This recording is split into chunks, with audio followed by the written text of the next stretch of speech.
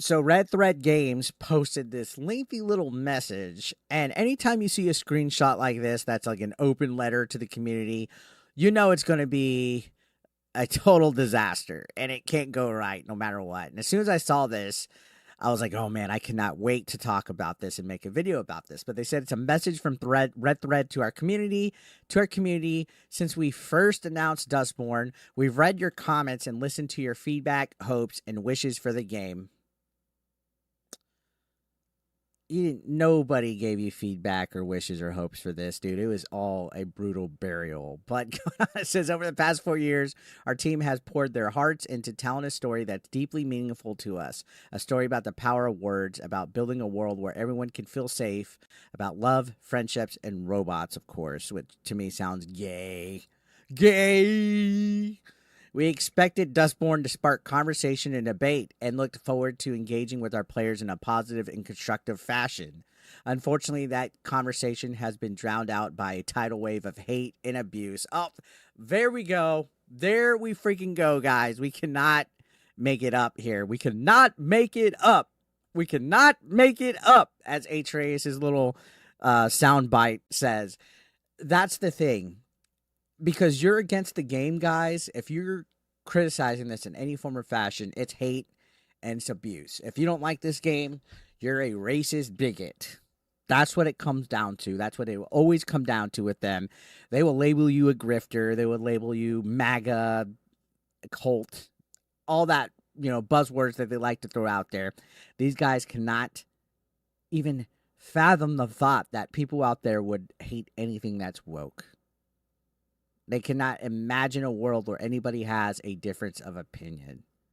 That's how these people operate, because they've been told their whole lives that they're special little snowflakes and that the whole world needs to be a kumbaya. And guess what? The real world doesn't work like that. But the real world doesn't work where if I have something bad to say about you or something that you make, that's hate. That's not hate. That word is just used as a shield these days to protect people who feel like they're oppressed and that their pussy hurts because mean old right-wingers don't like their pussy little video game. That's exactly what it is. And this can't turn out good for them, guys. I think this is a nail in the coffin, but let's continue. It says, we welcome thoughtful feedback and respectful criticism. We embrace discussion and debate, but we have zero tolerance for hate speech, harassment, and threats of any kind. I don't condone threats or doxing or anything actual bad, but saying stuff that your game is like your game is not good, it's boring, it's cringe, it's woke. That's all fair criticism, guys. Those who engage in such behavior will be removed from our community. Of course, that's to be expected. To everyone else, thank you for coming on this journey with us. Your support means everything, and your constructive feedback continues to push us to learn and evolve. Together, let's continue building a world where everyone can feel valued and empowered to share their stories. Red Thread Games. And you know what? Just to let you know, their publisher, Quadric Dream, also stood on and supported this, saying they want to express their heartfelt support for our partners at Red Thread Games, who stand united against hate in all its forms and are committed to fostering communities built on understanding and respect. So, okay, cool. Now, what's funny about this is, and it's so weird because you think about this modern audience that they're catering to. Right now on the Steam charts, like I showed you guys, there's only 39 players playing, and the all-time peak was 83.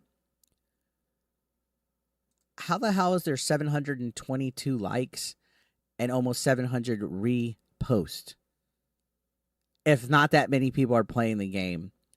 That screams to me that activists really don't give a fuck about the stuff they're preaching on. They just want the social media attention because, look, there's more engagement than what has been in the game ever. Like, there hasn't even been 722 people playing the game ever since this launched the other week. So either A, there's a whole bunch of political activists that are just wokies supporting this blindly that don't give a shit to play the video game, or B, this is fake support, fake engagement. Either way, this modern audience doesn't turn out. You can see it's just cringe. Nobody in the fucking thread is even backing it up because replies are closed. Who can reply? Only accounts Red Thread Games mentioned can reply. That's how they work. That's how they operate. Now, just for shits and giggles, let's look at The quotes. How do you go? How do you go? They always change Twitter every time I use it. Here's the quotes. Melanie Max said, I already removed myself from y'all's community and was sure to tell Steam that your game was the worst I ever played, and she got a refund. Holy crap. I didn't even know Melanie Mac bought it. I guess she was trying to do a playthrough and she didn't like it.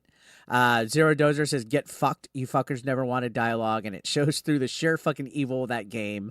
I'm glad it's failing miserably. Be indoctrinated, goddammit, says Smash. Locked replies, chef's kiss. They're just getting flamed. Stuttering Craig says, this is the most Dustborn statement I've ever read. We'll talk about Madam Savvy's responses later. As Howard says, they're going to remove people that engage in hate speech from the community. At this point, other than the devs, people playing this shit to meme on it are the only community you have, which is, at this point, Madam Savvy and other people are just playing this game and they don't really support it to meme on it. You have people hate playing it. Your game is bad. The heroes are sociopaths. The music is cringe. The gameplay is bad. The designs are ugly. Have fun going out of business. Look at this. All DEI games like this have only one place to exist. The trash bin. The dustbin community in question. That's a lie. People are calling it out. You got what you deserve by delivering a terrible game. Close down your dog shit studio, take the L, and just fuck off already. I mean, what do they think is going to happen when you release a game as terrible as this? And this is brutal for them, guys.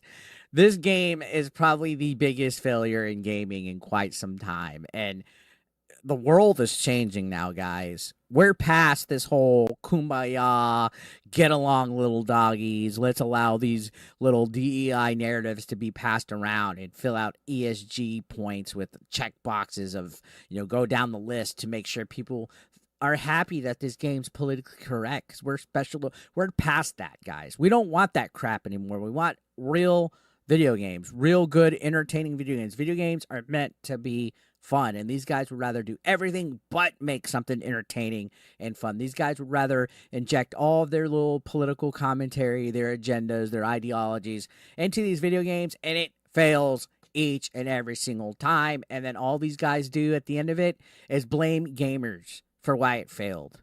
It's your fault you don't, consume our stuff. It's your fault you don't get indoctrinated to our ideologies. Oh, guess what? That's what freedom of choice is, guys. As a consumer, you can choose to support something or not. But your community, your supporters don't turn out ever, ever, ever. And you guys make cringe. You guys make everything from gender swaps to race swaps to terrible fucking writing in video games and movies and TVs. I mean, Acolyte just shut down, not having a season 2.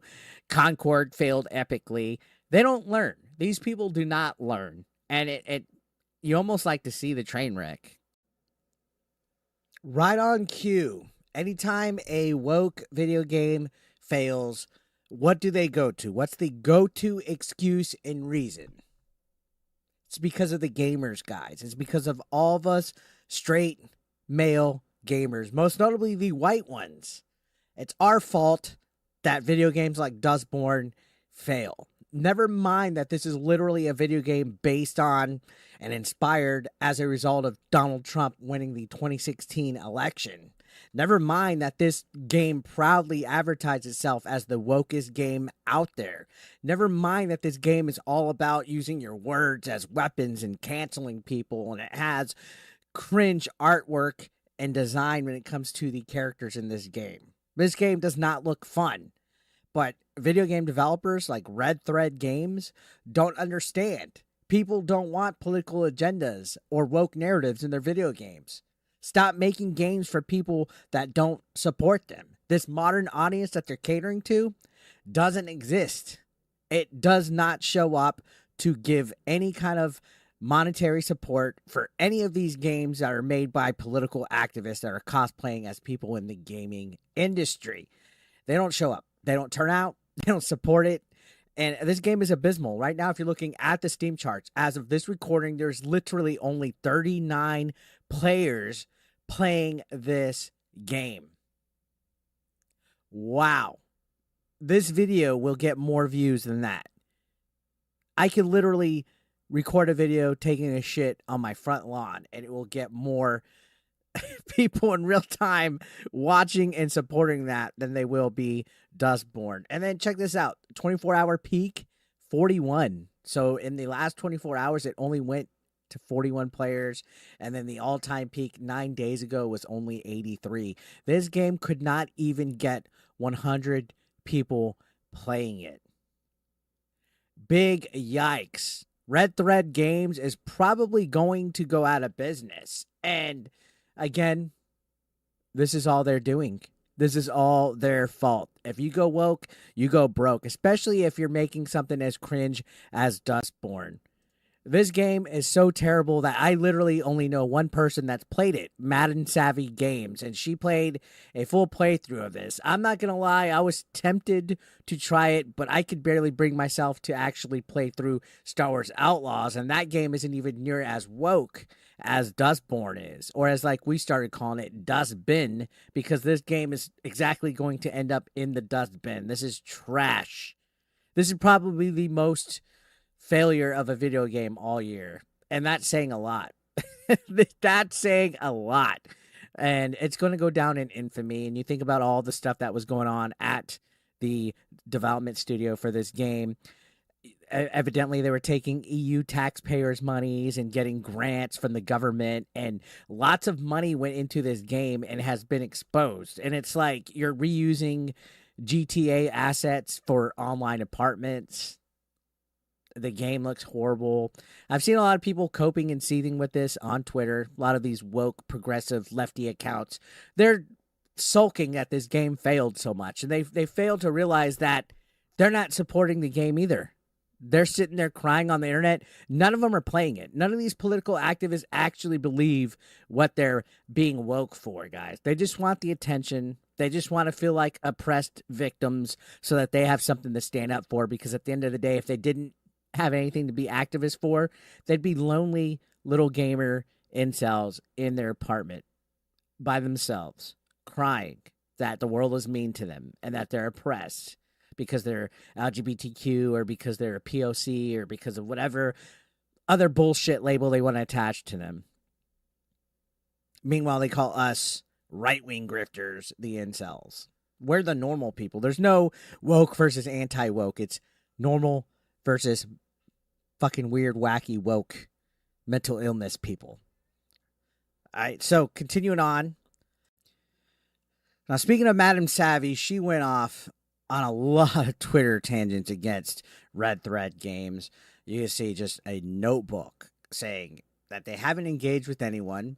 In fact, your own dev threw hate at the concept of crowdfunding despite you being funded with taxpayer dollars from several sources. One is choice, the other's not. I support every single person's right to creative freedom, but support is never mandatory for anyone, and the concept of tax dollars going to this does not spark joy. I want to have a real dialogue about your story because I think it's an interesting narrative and I don't understand what message you are going for. You want to tell a story about the power of words? Why did you choose to use words of hate and hurt for the main character? Why are we forced to use words of violence against our own friends? These are unavoidable moments no matter what you do. And she just goes off giving huge criticism to this game, calling out everything wrong about the woke ideology narrative. I mean, you can see she says criticism and confusion isn't hate or abuse. Do people do that? Yeah, it's the internet, but there are nameless losers, and no one takes people who throw violence and threats around seriously. So ignore the 2 to 3 people who are being stupid. It happens to everyone, and engage with the actual questions instead of hiding. Calling out everything from Red Thread Games in response to their post-attacking gamers, right? And that's the thing, is these people like to use criticism as harassment. They like to say that they're being harassed, that they're having hate speech towards them. Woke people don't like to hear criticism, all right? They go nuts over it. They tend to censor. They try to cancel. They lose their little fragile minds. And Madam Savvy is basically telling it like it is. I know this is a lot of text here, so I'm not going to read through all of it. But you can see they're talking about how everything is wrong with this game and how they don't have any kind of interest in having an actual dialogue. The target audience doesn't show up.